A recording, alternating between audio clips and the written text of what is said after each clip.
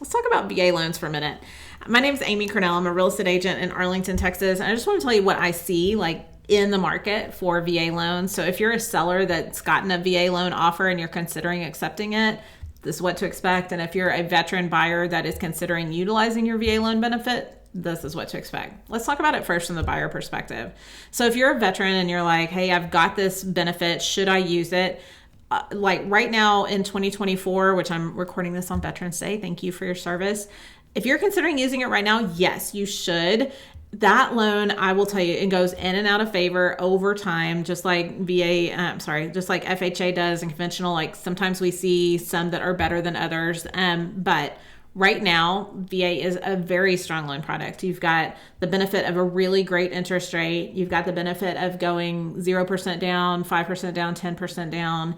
You've got the benefit of having the VA funding fee instead of mortgage insurance, which is usually a better direction to go. So there's really no downside for you as far as if you were comparing that loan product compared to conventional or FHA.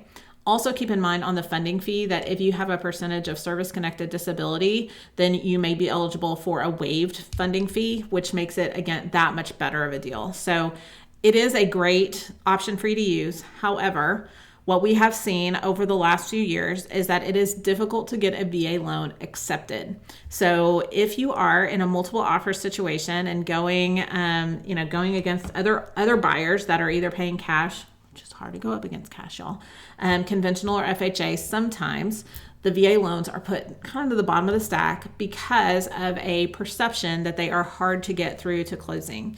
And there is some reality to that perception, but that's what I wanted to talk about next and really kind of gear that towards our seller friends saying, hey, let's say that you're in a situation where you're trying to decide on if you accept a VA offer. I get it. If you're in a multiple offer situation, that's one thing. And so this is kind of to you as a multiple offer situation. But first, if you are not in a multiple offer situation and you got a VA offer, that's a legitimate offer. Please don't think that they can't qualify or anything. No, that is qualified with government-backed financing. That's a good thing. So definitely if you are not in a multiple offer situation, I would accept early and often. I don't see any sort of downside to that. If you're in a multiple offer situation and you're trying to weigh the VA offer versus one of these other loan products, that's where then this is going to come in. And I will tell you where the real rub on this has come and where people got just kind of upset and felt like VA loans are not as good and I just don't want to accept them ever is related to the appraisal. So let's talk about what an appraisal is. That is the where the bank comes out and says, hey, is the borrower paying a fair amount for this home? And is it in a good enough condition such that if the bank needed to foreclose, that they could resell this home without much issue?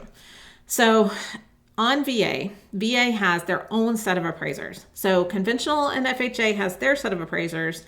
VA does kind of their own thing. And veterans know VA just kind of does their own thing on some things. And that this is another way that they do that. So they do their own thing and they are, and again, this is just my opinion, but they are more restrictive than conventional and FHA. Not in a terrible way, but just in a way that is a little more governmenty. You just need to make sure that the home is in good shape. And so if the house is in really terrible shape, missing toilets or it's got, termites flying out, when you walk in the door. That's probably not going to be a house that VA is going to go for. But if it's a normal house, don't think that they're going to go through and pick out oh my gosh, there's this one window screen that's torn. That has to be fixed. No, they are not going to pick on those kind of things. Even foundation issues, what I have seen is that unless you can stick your fingers in the cracks, they're going to be pretty reasonable about it. There's a lot of veterans that are buying homes that are fixer-uppers, and so they don't want to be so restrictive that a buyer cannot buy that. But they do have guidelines that they are trying to keep within. And so that appraiser may call out things like a wood pile that's close to the home, and they'll say that that's a conducive condition for wood destroying insects. That probably is. And so it may need to, that wood pile may need to be moved. Sometimes it's that somebody built a little wood shack kind of thing on half of the house where maybe they put their pool equipment in or something, and that might be deemed a conducive condition. that kind of sucks because you're like, well, that it actually works. It's fine. So sometimes you have to go to that nth degree to get, from a condition related perspective, get things done with VA. But if something like that came up, you would have the option to stop and say, no, I'm not going to do that. And so then the buyer would have the right to potentially move to a different financing source, or they would be able to terminate. It's not something that you're ever going to be forced. Like, you have to do that. No, you're going to be able to make choices throughout this to see if that's something. And I will tell you, we are seeing that on less than 5% for sure, probably less than 1%. Most of the time, it's fine. Like, don't stress about it. Just go on through and assume that everything's going to be right until you get some word that it's not. Okay, so that's on condition on appraisal. The other thing that we're trying to figure out is value on appraisal. And so on value on appraisal, keep in mind the veteran is likely putting low amount down.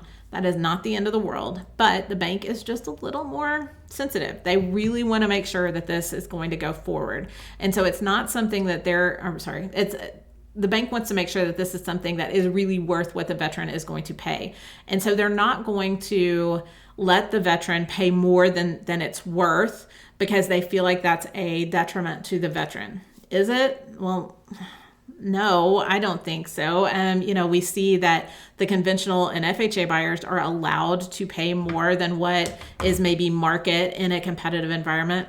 So I don't love that rule, but that is one of the things with VA. So you're going to not like in Texas, we have a form that says that the borrower agrees to pay whatever the sales price is that they agreed on, regardless of the appraisal. That option is not available for a borrower using veteran benefit or using the VA loan benefit. I love that, but that just is kind of the way that it is.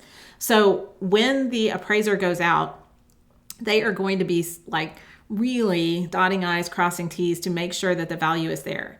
The other thing that they're going to be looking at is if that veteran buyer is using seller paid closing costs, which is not uncommon at all. And this is kind of the same for both VA and conventional and FHA, but it's just a little more pronounced on VA. In a situation where the seller is paying closing costs, so that would look like buyer makes you an offer for $100,000 for your home. They're asking for $5,000 of seller paid closing costs. So to you, the seller, that's not really a $100,000 offer. That's really a $95,000 offer because they're wanting $5,000 off the top for their closing costs. That may not be a terrible deal for you, but when it goes to appraise, the appraisal will have to hit that $100,000 number. And so that appraiser is going to have to say, from the comparable homes in the area that have sold, the average or the appraised value is $100,000, not $95,000. That can be problematic, right? And so it will depend, and you should lean on your agent to pull comps before you ever get to the appraisal part to see kind of where they think that you'll end up on that. It's not, like I said, it's not the end of the world, and it's not something you can't try on, but that's something that may come back down the road. And it may be that you've got to say, okay, veteran buyer, I wanted to give you $5,000, but the appraisal came in at $95,000. I'm not selling it below $95,000. And then at that point, y'all have a meeting of the minds of like, is this going to go forward or is it not? Do they have the $5,000? Is there an Aunt Matilda that they can call to come up with that $5,000? There are a lot of different ways that this can work, but that's something that potentially may be an issue down the road. Again, we're not seeing this on every deal, and so I would not default to a problem until there's a problem. It is kind of that we'll cross that road once we get to it type situation. Don't believe that every single deal has an issue. Whether you're on that every single deal with seller paid closing costs has an issue. That's not reality. But the reality is, I can't tell you that 100% of those deals are going to be closable deals because there are going to be things that come up that are things that the buyer is going to have to make a determination on. Can they go forward with that or not? And you as a seller are going to have to make that determination of, can I stomach that or not? Is this a deal that I want to make, or do I want to go back on the market to try to get a different buyer that potentially is going to pay me more? Like I said, I can't answer that question for you, but I hope that as you're listening to this, you're like, well, I mean, especially if I don't have another offer right now, why not try? Why not go ahead and go forward with that offer for now and see if it works? If you're a buyer, so if you're a VA buyer and you're listening to all this and you're like, crap, but How do I get my deal done if maybe they don't want to accept me? There is another way, and you can get a backup source of financing. So you can go down VA, and you could also get qualified for conventional, and you could help the seller understand that you are qualified for both. And so should you get into a situation where y'all are 2 weeks, 3 weeks down the road and you get a negative whatever finding from VA, then you could shift over and do conventional. And your lender can talk to you about that. But there are a lot of creative ways to make this work, and there's a lot of VA deals getting done. So don't feel like this is not a closable deal. You just need to have your eyes open.